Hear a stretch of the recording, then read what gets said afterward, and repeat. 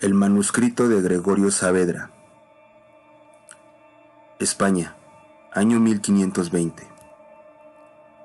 No sé por dónde comenzar.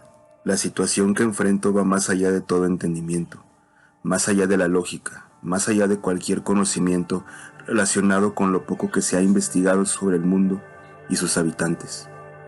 Pero más allá de lo que suponemos sobre este mundo y la idea generalizada de nuestro absoluto control sobre este, una simple idea ha creado en mí un total cambio tanto en mi persona como en mi espíritu. No estamos solos en este mundo, al menos no de la manera que creemos. Comenzaré este manifiesto describiendo mi antiguo oficio. Era parte del grupo de exploración de Hernán Cortés. El capitán me había contemplado en su expedición por sus fuertes creencias a los demonios marítimos, simples supersticiones de los marineros. El señor Cortés me veía como cualquier brujo entregado a las artes adivinatorias, pero en realidad me especializaba en la herbolaria, aunque los libros de esoterismo nunca los pasé por alto. De alguna manera, la herbolaria va de la mano con el esoterismo, no directamente sino en un sentido más espiritual. Esto traté de explicárselo al capitán, pero su ambición por encontrar nuevos mundos era más grande. Al zarpar el capitán se encomendó a mí para que yo hiciera lo que él llamaba mis hechizos, para afrontar a los demonios del mar. Los curas hacían su trabajo al bendecir la embarcación, lo que les habían enseñado en la escuela eclesiástica. Yo solo dije un par de frases para no descuidar mi oficio. Al principio, el viaje fue muy cómodo, muy tranquilo, envuelto en un enorme paisaje azul en el día y navegando por un mar de estrellas por la noche. Al dejar esa tranquilidad atrás, el viaje comenzó a tornarse un poco incómodo. Fue gracias a un marinero que comenzó a decir que por la noche, cerca del horizonte, que apreciaba una luz grande y roja. Describía varias sombras danzando en la luz mortuoria y como algo de proporciones gigantes emanaba del humo y la luz. Tanto el capitán como el resto de la tripulación comenzamos a reírnos de sus desvaríos. Los días pasaron y el resto de los marineros comenzaron a afirmar la dichosa luz roja en el horizonte. Cortés ya había trazado una ruta, pero a fin de cuentas decidió desviarse en dirección a la visión nocturna que tanto le insistía su tripulación. El grupo estaba conformado por el primer oficial, 10 marineros, 5 curas, el capitán Cortés y yo, Gregorio Saavedra.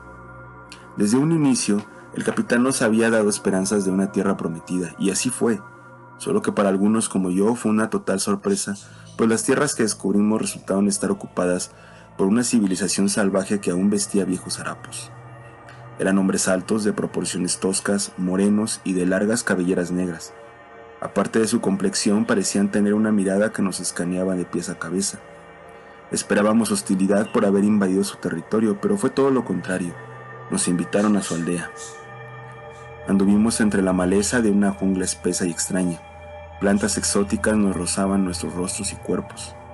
En el trayecto tratamos de cuestionarlos sobre la luz roja y el humo que veíamos en el horizonte cuando navegábamos, pero su dialecto era ininteligible. Comprendíamos lo que nos decían a través del lenguaje corporal, pues al parecer esta tribu tenía algo valioso que mostrarnos. Al llegar a su establecimiento, nos encontramos con una aldea humilde, desprovista de cualquier artefacto valioso. Las pequeñas chozas albergaban familias pequeñas y estas a su vez parecían escasear en alimentos, pues fuera de ellas se encontraban canastos grandes repletos de verduras, legumbres y maíz. También se alimentaban de carne, pero esta la resguardaban en sus chozas. Todos convivían en paz y armonía, respetaban las cestas de comida que habían fuera de cada choza y sus rostros reflejaban una paz infinita y serena. Se trataba de una aldea pequeña, lo cual reflejó decepción en el rostro del capitán, pues como cualquier español ambicioso y emprendedor, deseaba dinero, joyas y piedras preciosas. Había leyendas de marineros que aseguraban haber visto tierras vírgenes repletas de piedras preciosas pero custodiadas por tribus hostiles, lo cual alentó a Hernán Cortés a buscar su propia tierra. Había algo extraño en aquella aldea que me llamó la atención en cuanto entré. En las puertas de las chozas había una especie de amuleto hecho con ramas y telas amarradas a estas. Se trataba de una figura singular que ya había visto con anterioridad. Las ramas formaban dos líneas perpendiculares ligeramente inclinadas hacia afuera. Después hay otra rama perpendicular que baja hacia el centro de las otras dos, exactamente en medio, y al final de esta es detenida por otra rama horizontal que parte las dos ramas perpendiculares a la mitad.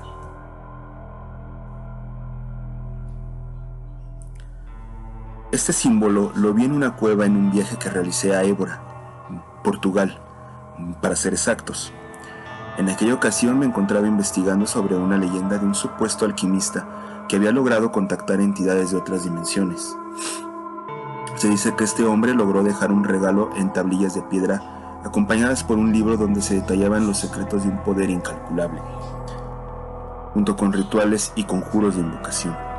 Según la leyenda, el hombre desapareció en una cueva cerca de la localidad donde plasmó en las paredes símbolos extraños. Se encontró en la cueva las dichosas tablillas junto con un grueso libro repleto de imágenes demoníacas. Las personas que lo encontraron decidieron amarrarle una enorme roca y lanzar este legado al fondo del océano. En aquel viaje que realicé pude localizar la dichosa cueva, gracias en parte a que fui en calidad de turista, pues aquel lugar está satanizado por la gente del pueblo. Ahí vi los símbolos, sobre todo el que se encontraba colgado en las puertas de aquellas chozas, y eso me dio mucho que pensar. El capitán había decidido partir hacia la ruta que había trazado con anterioridad. Recuerdo su mímica al tratar de preguntarles a los aborígenes sobre el oro y las piedras preciosas, y su rostro al ver que ellos le entendían y le contestaban de la ausencia de tales minerales. Al enterarse de esto, nos reunió a todos para zarpar de inmediato y no seguir perdiendo el tiempo en aquella isla. Yo y un par de marineros más decidimos quedarnos en aquella jungla. La respuesta de Cortés fue indiferente, pues no tenía ninguna intención de regresar por nosotros y mucho menos dejarnos algún tipo de despensa para sobrevivir. Yo tuve la fortuna de poder comunicarme con el jefe de la tribu y pedirle su consentimiento de permitirnos quedarnos en su aldea para conocer más de su cultura y su curiosa religión. El regreso a España no me interesó en el momento, pues la tribu contaba con canoas que parecían ser resistentes a viajes largos. Al parecer también eran exploradores. En el momento en el que el capitán zarpó, los aborígenes se separaron de los dos marineros, que pretendían hacerme compañía y que desde el avistamiento de aquella luz rojiza en el horizonte parecían estar hipnotizados por el lugar. Era muy extraño, pero ambos se encontraban en un estado catatónico, y esto lo pude confirmar en el momento en que el capitán había zarpado. Su estado se hizo notar con mayor énfasis. A partir de aquí, resumiré lo que estos aborígenes me mostraron en su templo, un conocimiento relacionado con un mundo extraño y oculto a la vista humana. Los primeros días me mostraron una serie de escritos plasmados en una especie de papel corrugado. Más tarde me explicaron que se sacaba del maguey, el cual abundaba en la isla. Los escritos mostraban la historia de toda una civilización que parecía estar emparentada con unas criaturas que parecían provenir de debajo de la tierra. Ellos dotaban a la tribu de abundante comida a cambio de darles coba. Se sacrificaba a hombres y mujeres por igual. Su sangre era puesta en platos hondos de piedra, los cuales eran resguardados en almacenes subterráneos. Eran 5 y cada uno contaba con entradas arqueadas hechas de barro. En la parte superior de cada entrada se encontraba dibujado un símbolo distinto. El chamán me explicó que cada símbolo catalogaba la jerarquía a la que pertenecían. Como ya entendía un poco más su dialecto, me di a la tarea de estudiarlo con detenimiento y pedirle al chamán que me mostrara sus conocimientos. A cambio les regalé recetas de herbolaria para sanarse física y mentalmente. Los rituales que realizaban eran expuestos a la luz de la luna y cada fin de mes, cuando la luz era más brillante e iluminaba la isla con un resplandor sobrenatural. Jamás había visto algo así. Era como si la isla tuviera su propia luz natural. Tanto la tierra como la vegetación resplandecían. El chamán me explicó que dichos rituales debían hacerse cada 3 meses. En el cuarto se realizaba la invocación, o lo que ellos llamaban Chicahuitistli Tlactuani, la invocación al rey. Un par de días antes del gran evento, me permitieron ver a los 2 marineros. Ambos seguían en estados catatónicos.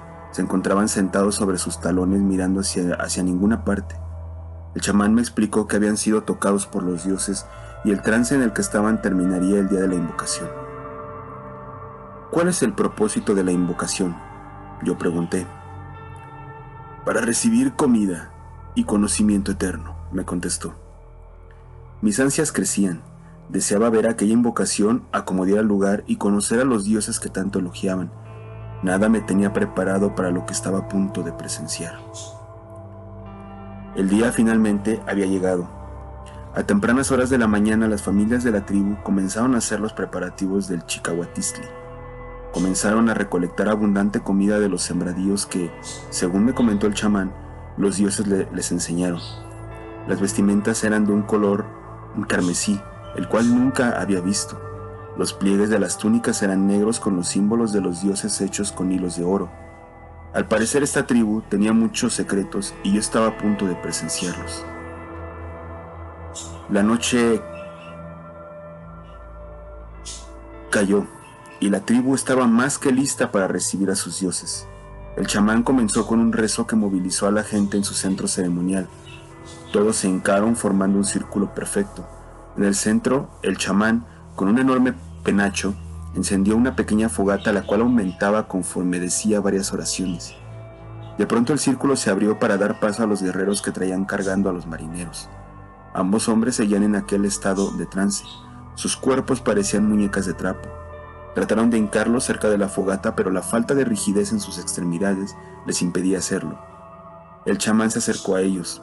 Redactó un monólogo que provocó el entusiasmo en la gente y a mí escalofríos. El chamán señaló a los marineros y los guerreros que los trajeron sacaron 2 cuchillos de obsidiana que parecían lo suficientemente filosos para rebanar la carne de un rinoceronte.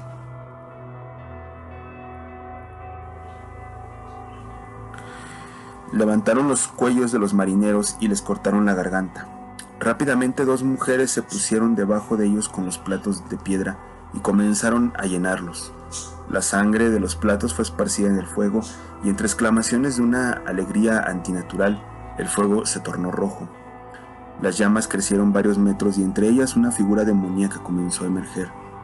De inmediato determiné que aquella imagen del infierno era lo que habíamos visto hace meses en el mar.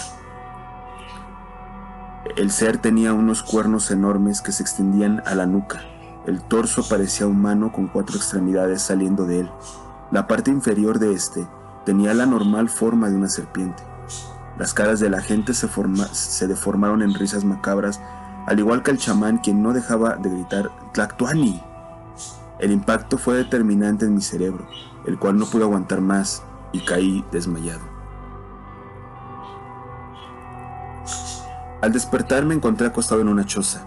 Llegué a la conclusión de que se trataba del hogar del chamán. Había varios recipientes en el suelo con polvos de diferentes colores. Se trataba de la hierba medicinal que el hombre utilizaba para sanar a su tribu.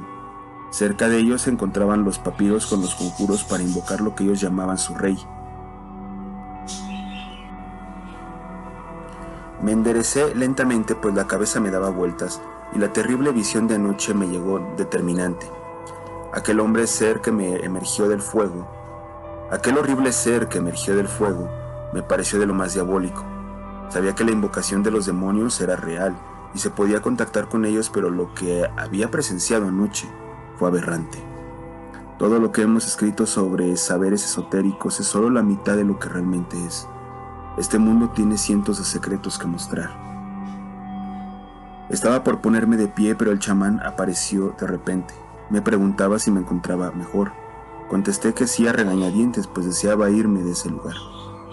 Si deseas irte, puedes hacerlo, dijo el hombre con un semblante serio. ¿Y por qué me dejas ir?, yo pregunté. El hombre dio media vuelta y se hincó en los recipientes de hierbas molidas. De uno de ellos sustrajo un papiro. En él se encontraban los símbolos con los que yo ya me había familiarizado. Al final de este escrito pondré los bocetos de estos símbolos. El chamán me los obsequió y una sonrisa de satisfacción se dibujó en su rostro. Supe en el acto que el hombre deseaba que este legado infernal trascendiera a lo largo de los siglos. Dudé un momento en tomar el papiro, pero de inmediato me percaté de que era mi boleto de entrada a España. Lo sometería a la investigación adecuada para comprender el mundo de estos dioses. El chamán me otorgó una canoa. Gracias a Dios, Era de día, así que pude navegar con mayor claridad hacia España. Toda la tribu se despidió de mí. Unas enormes sonrisas se dibujaban en sus rostros, pues yo le contaría al mundo de la supremacía de sus dioses, y así lo haría. Mi arribo a España fue más que escandaloso. El puerto se encontraba lleno de marineros. Todos trataban de interrogarme sobre mi naufragio. Mi respuesta fue el conocimiento de la tribu y el papiro que me habían obsequiado.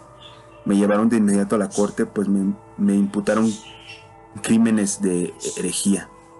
Deseaban la pena máxima, pero como me encontraba totalmente cuerdo, mi sentencia fue solo la horca, y eso era más que suficiente para mí. Pedí una expedición hacia aquellas tierras vírgenes para corroborar mi testimonio, pero todo fue inútil. La ignorancia de mi pueblo era más que latente. El papiro fue incinerado, pero mi memoria no, y eso es más que una gran ventaja. Como última voluntad, me permitieron tener una cena y una pluma de ganso con su respectivo recipiente de tinta para anotar mi experiencia en un par de hojas. Por último, mi memoria se llevará a la tumba la extravagante cena que presencié en aquella isla de perdición y muerte. Debemos obtener mayor conocimiento de estos dioses que, según el chamán me confesó, están más cerca de lo que pensamos. Nosotros somos sus títeres, sus puentes dimensionales para entrar en nuestro mundo y arrastrarnos al bajo mundo de donde provienen. Si te gustó este relato y te gustaría escuchar más, no olvides suscribirte y darle like. Eso me ayudaría mucho. Gracias.